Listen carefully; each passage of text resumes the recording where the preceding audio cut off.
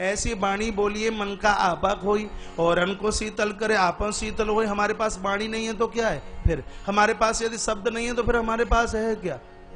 वाणी से किसी का अपमान मत कीजिए, मधुर मधुर बोलिए, प्रेम से बोलिए। उसने कहा हे बंदर, तो अंगद ने कहा बोल दस्कंदर,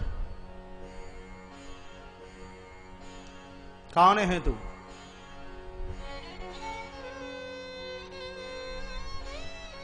कहा मैं बाली का बेटा हूं। कौन बाली? जिसकी कांख में तू 6 महीना दब के रहा, वही बाली। मैं वो रावण नहीं हूं, तो मैं वो रावण हूं जिसने अपनी भुजाओं के ऊपर कैलाश को उठाया। मैं वो रावण हूं जिसने अपने मस्तिष्क काट काट करके अग्नि में हवन किया। तब अंगद ने कहा इधर, ए पापी, वजन ढोने वाले खरों को कोई सूरवीर नहीं कहता। आग में तो पतंगे बहुत जल करके मर जाते हैं, उनको कोई योद्धा नहीं कहता।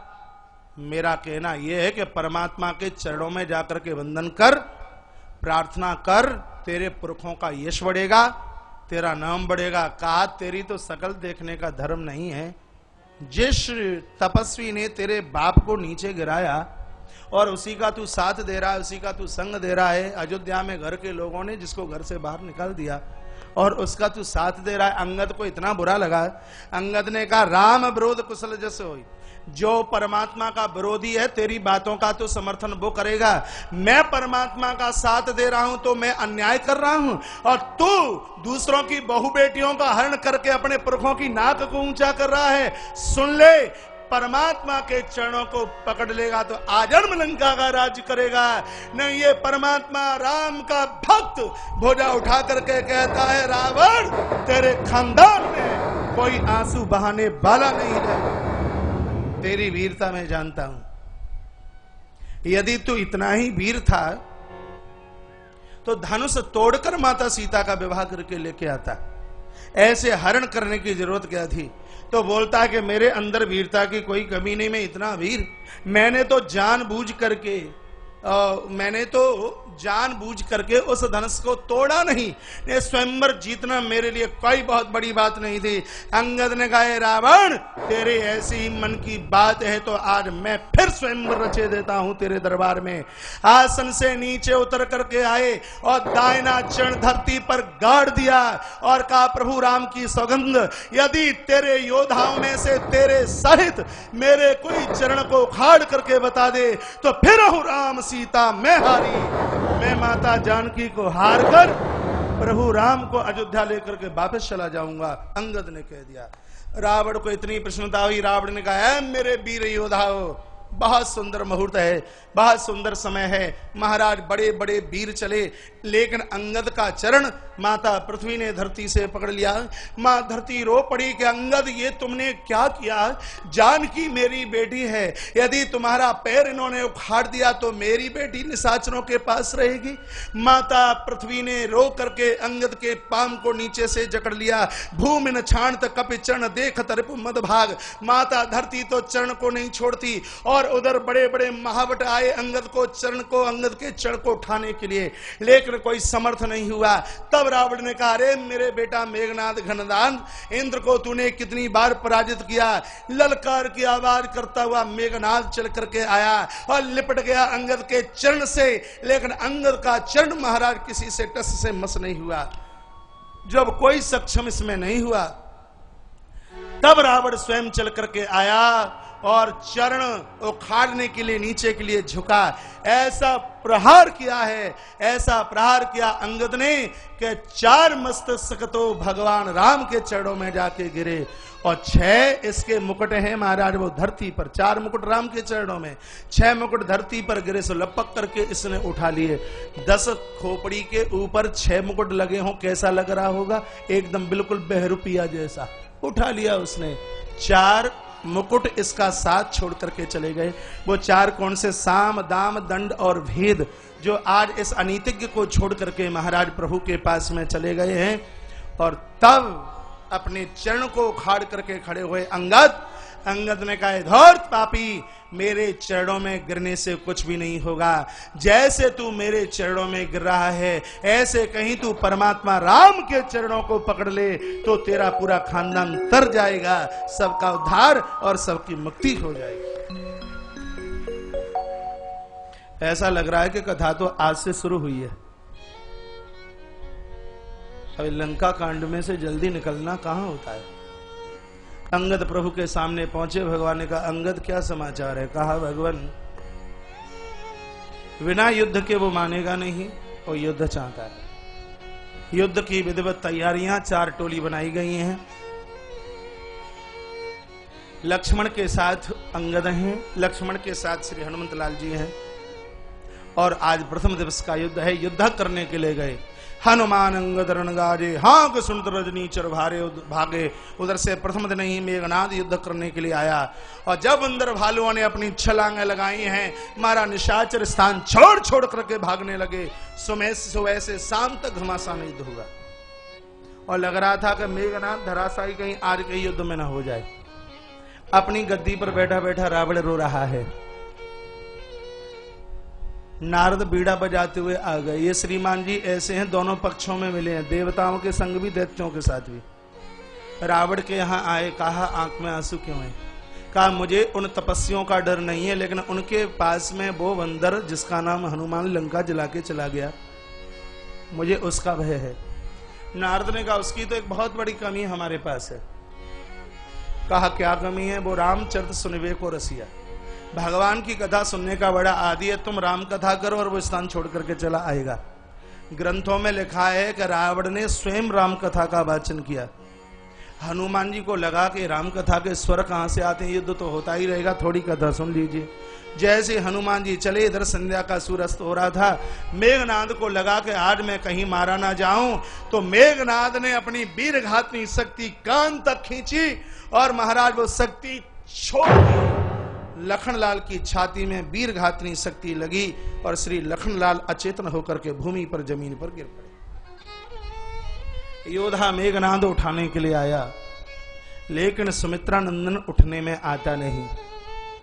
इनको भी माता भगवती धरती ने जकड़ रखा है, पकड़ रखा है। अंदर भालू स्थान छोड़ छोड़ करके प्रभु के पास पहुंचे। रात्रि का कुछ अंश निकला, और राम जी ने सबको पूछा कि हनुमान कहाँ है। लखन के लिए बाद में पूछा, हनुमान के लिए पहले पूछा। तत्पश्चात का लखन कहाँ है। इतने में तो श्री हनुमंत लाल जी ये सोचते हुए कि देखूं तो सही, पहले ही दिन युद्ध के कितने हमारे मृत हुए और कितने दुश्मन के। सो देखा अधम मृत लखनलाल पड़े हुए थे। गिनी चुनी सी सांस, हल्की हल्की सी सांस चल रही थी। हनुमान जी ने लखन को उठाया, छाती में भरा, लेकर के चले हैं। प्रभु राम ने विलखते हुए बजरंगी को देखा। कहा, हनुमान क्या हुआ? बजरंगी ने कहा, भगवान बहुत बुरा हुआ, दुश्मन की शक्ति लखन की छाती में लगी है।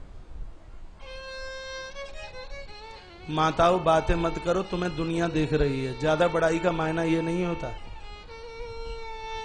जो छटंगी कहां जा रही, बिठाइए, बोली बांके बिहारी लाल की, राधा माधव सरकार की जय जय। श्री राधे श्री राधे जय जय श्री राधे श्याम। और 15-20 मिनट की बात है, बैठे रहिए।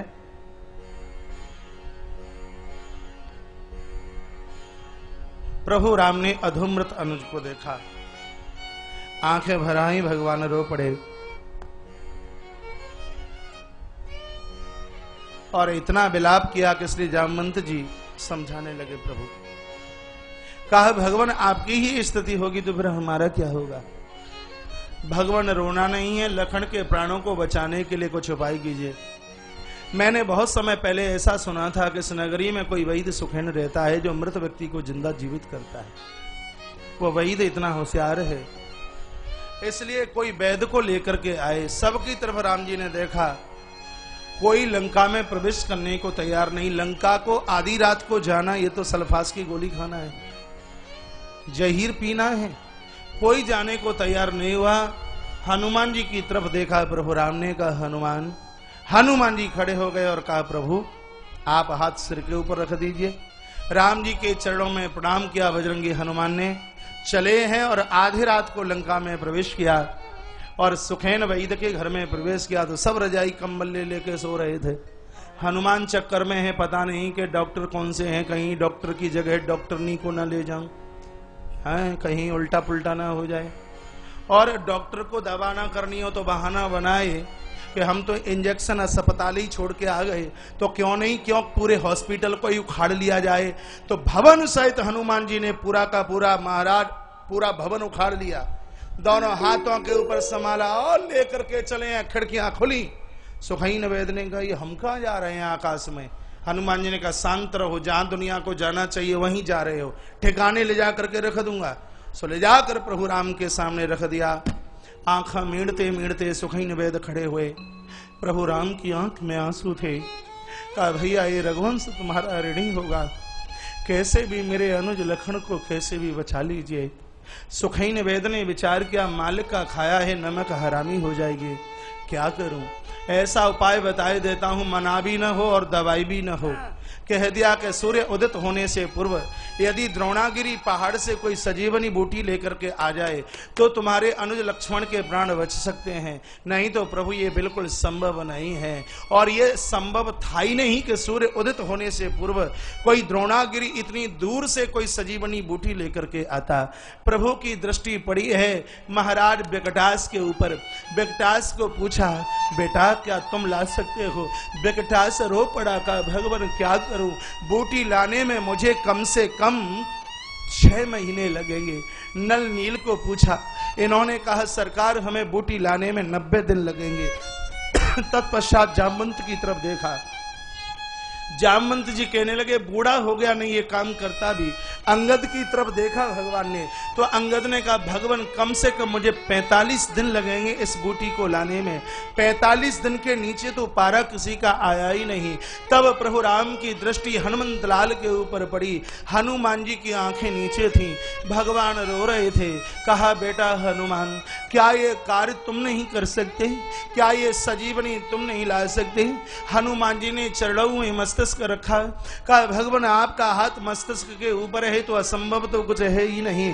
प्रभु आप मुझे आज्ञा दीजिए, सूर्य उदित होने से पूर्व बूटी लाकर आपके चरणों में लाकर के। तब राम जी ने कहा हनुमान सच सच बताना क्या 45 दिन से पहले तुम बूटी लेकर के आ जाओगे। अचंबा सा हनुमंत लाल को हुआ और हनुमान जी ने कहा भगवान आप मुझे ये पूछ रहे हो कि बूटी लाने में मुझे कितना समय लगेगा। तो भगवान सुन लीजिए, ये मैं अभिमान के साथ नहीं, ये बात मैं आपकी कृपा के साथ में बोल रहा हूं कि मुझे बूटी लाने में कितनी देर लगेगी। एक भट्टी के ऊपर चढ़ाया हुआ तेल का कड़ावा, और जब कड़ावे में डाला गया तेल और खौलता हुआ तेल, उसमें डाला गया सरसों का दाना। भगवान खौलते हुए तेल में सरसों के दाने को तो चटकने में देर लग सकती है, लेकिन तुम्हारे हनुमान को बूटी लाने में इतनी भी देर नहीं लगेगी। आप मुझे आज्ञा दीजिए, मैं इस सूर्य को तो तब निकलने दूंगा जब सूर्य को मैं रहने दूं। सूर्य को खींच करके लगाऊंगा अपने गाल में। मैंने सुना है कि अमृत है चंद्रमा के पास, पकड़ूंगा चंद्रमा को और एक गीले कपड़े की तरह है उस अमृत को निचोड़ूंगा, डालूंगा लखन के मुंह में। और भगवान उस मृत्यु तो लखन को तब छू पाएगी जब ये अंजनी नंदन हनुमान उस मृत्यु को जिंदा छोड़े। पकड़ूंगा मृत्यु को, पछाड़ूंगा धरती पर, उस मौत के लिए भी कोई रोने वाला न रहे। आप मुझे अनुमति आज्ञा दीजिए, यदि मैं सूर्य उदित होने से पहले सजी बनी बूटी लेकर के न आया तो प्रभु राम के चरणों की सौगंध खाकर मैं कहता हूं कि मैं राम दूत कहलाने का अधिकारी नहीं रहूंगा। हनुमान ने बड़ी जोर से गर्जना की, जय श्री राम, जय श्री राम, जय श्री राम, जय श्री बजरंगी हनुमान आकाश में उड़ान भरते हुए चले। पता न लगा कि द्रोणागिरी पहाड़ पर कब पहुंच गए। अब सोचने लगे पता नहीं कि बूटी सजीवनी कौन सी है, तो पूरा पहाड़ के सहित उखाड़ लिया हनुमान जी ने और उधर से चले हैं भगवान के नाम का उच्चारण करते हुए। अयोध्या के ऊपर से जाकर के निकले। भरतलाल ने चरणों में वाण का प्रहार किया। ये कथा एक दिन प्रसंगवश आपने पूर्व में सुन रखी है। इधर आधी रात्रि हो गई, बजरंगी हनुमान नहीं आए। प्रभु विलाप कर रहे हैं, अर्ध रात गई कप नहीं आयो, राम उठाए अनुज उर लायो। आधी रात निकल गई, मेरा हनुमान अभी तक नहीं आया। लखन, यदि मुझे पूर्व से ही ये पता होता कि बीच मझधार में तू मुझे छोड़ करके चला जाएगा, तो मैं तुझे कभी भी अयोध्या से अपने साथ लेकर के यहाँ लेकर के नहीं आता। लखन, आज मुझसे अवध छूटी मुझे दुख नहीं, पिता की मृत्यु ही मुझे दुख नहीं, जानकी का हरण हुआ मुझे दुख नहीं है। मुझे दुख तो है इस बात का कि मैंने विभीषण के माथे के ऊपर राज तिलक किया है। यदि लखन जैसा भाई मेरे हाथों से चला गया तो ये राम कभी भी रावण को मार नहीं सकता, विभीषण को गद्दी नहीं मिलेगी। लखन, तेरे राम की बदनामी हो जाएगी। लखन, एक बार तो तू मुझे ये बता दे कि 14 वर्ष के बाद में जब मैं अवध में प्रवेश करूंगा, माता दौड़ती हुई आएगी सुमित्रा और मुझे कहेगी, राम मेरा लखन कहाँ है? राम मेरे पुत्र लखन को तो वापस कर दीजिए। मैं क्या जवाब माता सुमित्रा को दूंगा?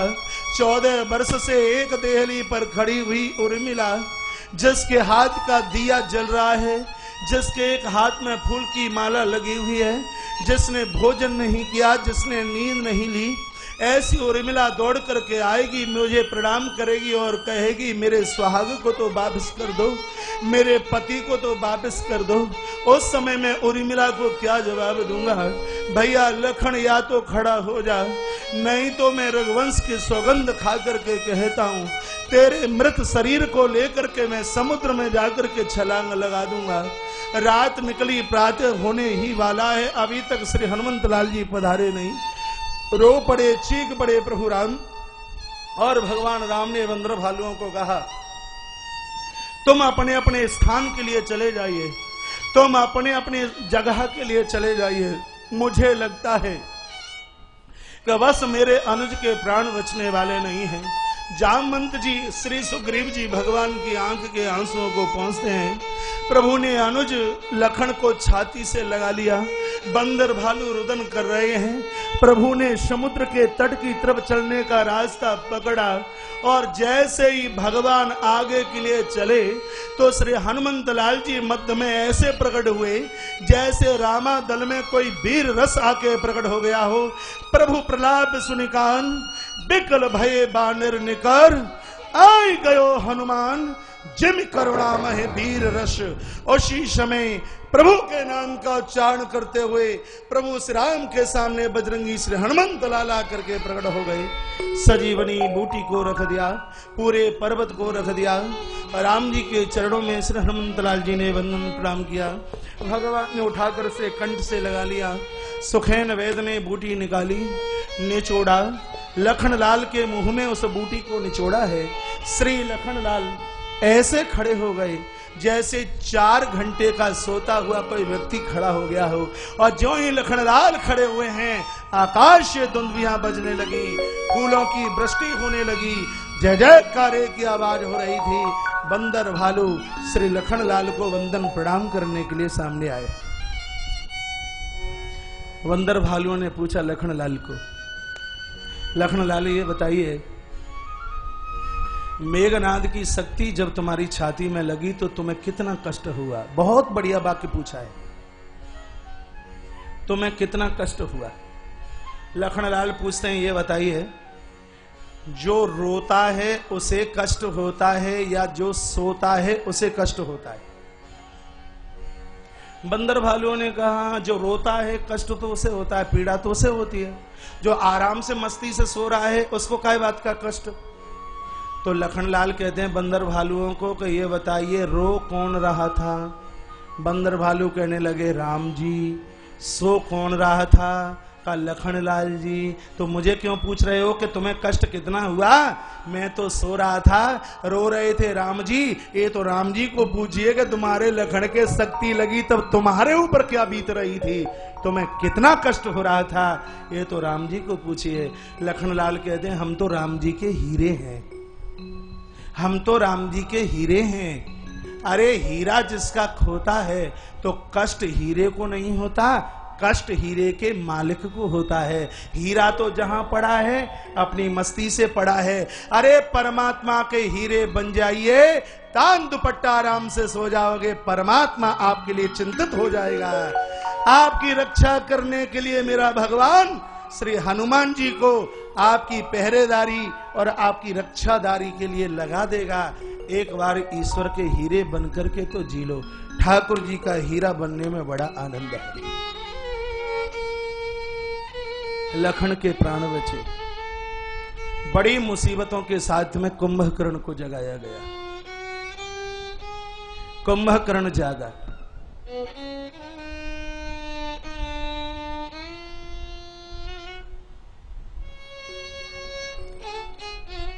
रावण को पूछने लगा आज्ञा दीजिए, तपस्वी ने तुम्हारी बहन की नाक कान काटे तो हम बदले में उनकी पत्नी का हरण करके लेके आ गए। आपको कोई 1,00,000 2 लाख रुपया हरण कर ले, मार ले, तो सिद्धांत ये थोड़ी बनता है कि आप किसी की पत्नी का हरण करके लेके आ जाएं। जो ऐसा करते हैं उसी को तो रावण कहते हैं। कुंभकर्ण क्या सुंदर समझा रहा है। कुंभकर्ण का एक एक वाक्य सुनने समझने लायक है। माइक जमा करना।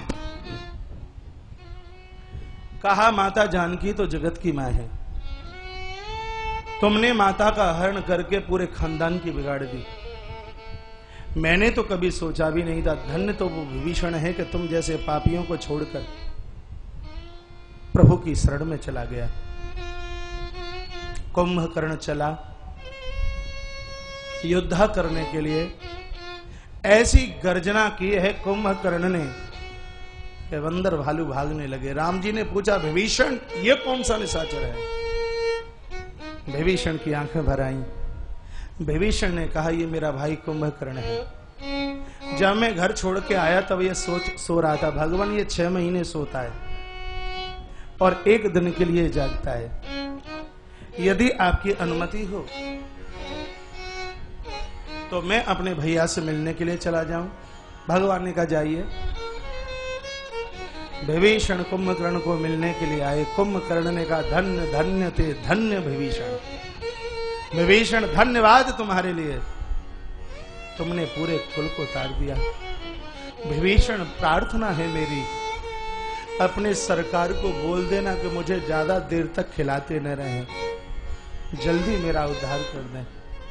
परमात्मा के हाथ से मरूंगा तो तरूंगा ये मैं जानता हूं। प्रभु के चरणों में मेरी एक प्रार्थना पत्र लगा देना। सरकार आप जैसा दयालु और कोई दूसरा नहीं हो सकता। हम जैसे अपराधी, हम जैसे पापियों को भी तारने के लिए आप समुद्र पार करके आ गए। भगवान यही तो आपकी दयालुता है। विभीषण की आंखें छल छल भर आई। भाई के चरणों में प्रणाम किया है। विभीषण भगवान के पास आए।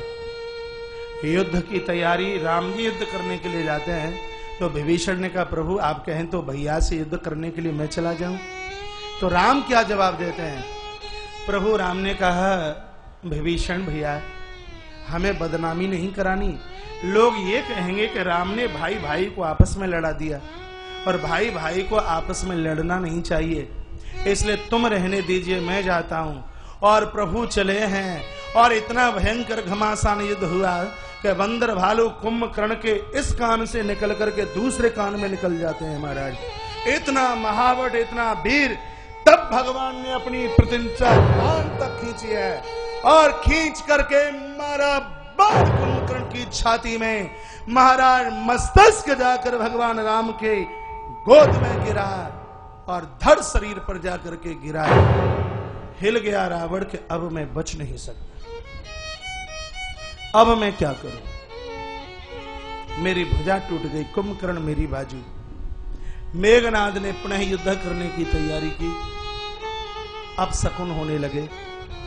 सुलोचना ने मेघनाद को बहुत समझाया। मेघनाद ने कहा, सुलोचना मुझे पता है कि पराजय पिताजी की है, ये मैं जानता हूं, लेकिन मैंने पिता के सामने कभी क्या और क्यों और परंतु किंतु शब्द नहीं कहा।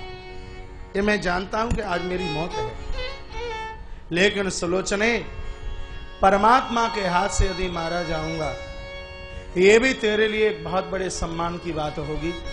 रोना मत और हंसते हंसते मेरी विदाई करना।